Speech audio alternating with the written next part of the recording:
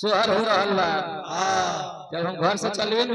हमार मेहरारू कहे जे राजा जी कहाँ जाता नहीं हम कहे जाता नहीं उकरेड़ी गांव में तो झोरा दे के भेजले बड़ी बाबा जी के आज प्रोग्राम बा मंटू भैया के हमरो के बोलौले बानी ओई में अब बड़ा भाग से एगो पुत्र के प्राप्ति भइल बा वो 27 में कार्यक्रम बा ये जी उकरेड़ी गांव के बाबा जी लो बड़ा दिलदार होलो ओहू से दिलदार वहां के मलिकाइन लो होलो ना जी आ ओकरा कैसे पता बा लगवे हमार रिश्तेदारी आई रहे त जान ले दिया अभी ये देखे के बजे हमरा चाची लो भाभी लो कितना दिलदार बानी ना तो पीछवा बैठा के ले आओ जाते हाँ सोहर का साड़ी लगेला रुपया पैसा गहना गुड़िया जवन रो सबके इच्छा होके ना जी साड़ी कपड़ा तो अनिवार्य हो हे लल्लना पहाड़ा में जाना में गो ने सजीना तीनों करवा सोहर हो लाई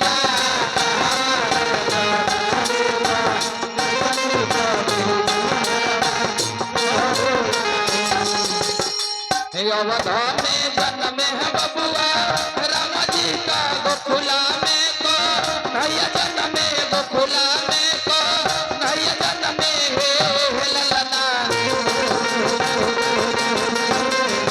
हे ललना पर्वत पर जाता में गो ने सजीता तीनों घरवा सोहर हो लाई पर्वत पर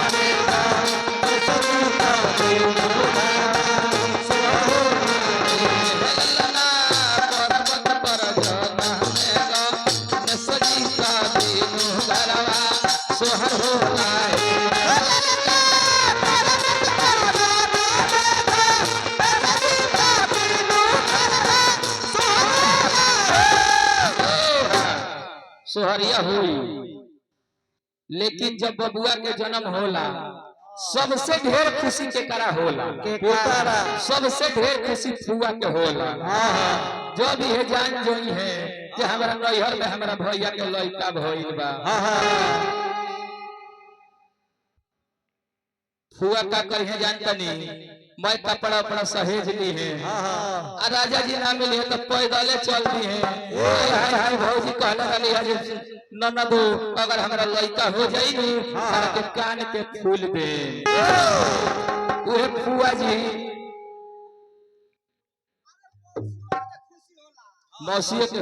मौसियों के हुई देखिए हमरा चाचा जी के रहो पुरस्कार आई माता रानी संग रहे दया दृष्टि बन रहो